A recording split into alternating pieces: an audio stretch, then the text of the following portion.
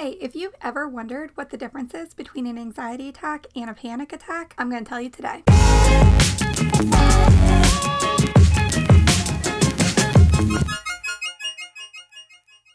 Hey, my name is Mallory, and I'm a teen therapist who loves helping teens survive the teen years. If you or someone you know has ever experienced a panic attack, you know they are wildly different experiences than anxiety attacks.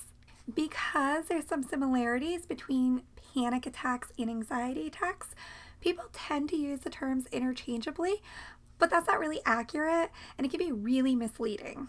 So anxiety and panic are both emotions that everybody is capable of experiencing, and they tend to happen in times of stress. So whenever we feel stressed out, whether that's a real stress or a perceived stress, our adrenal glands secrete different hormones to let us know how to feel about the experience. So for anxiety, our adrenal glands tend to produce more cortisol, which makes us feel worried. And with panic, our adrenal glands produce the hormone adrenaline, which makes us feel fear, like we're in a life-threatening situation. So why does that even matter? Cortisol tells us to wake up and stay alert. I need to pay attention here.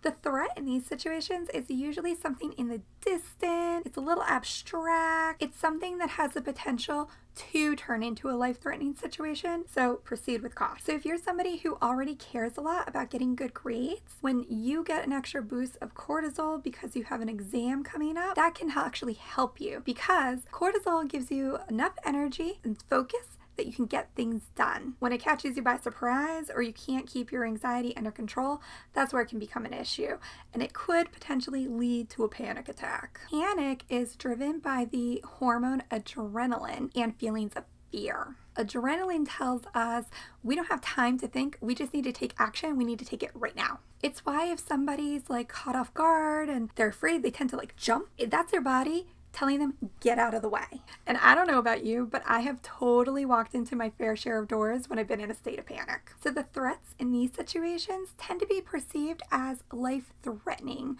or really dangerous.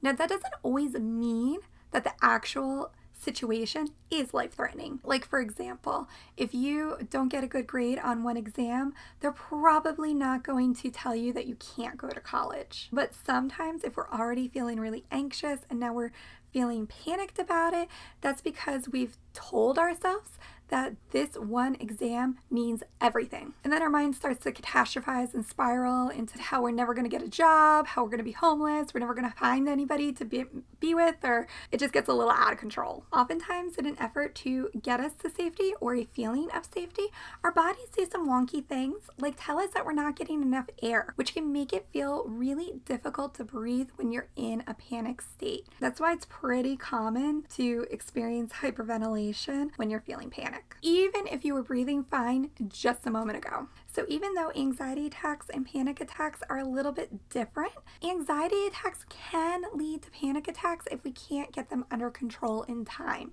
which is why I've created a series all about how to control anxiety attacks in different situations. You can check out those videos on your screen right now. And make sure you share this video with somebody who can use it. You never know who needs it. Thanks for watching.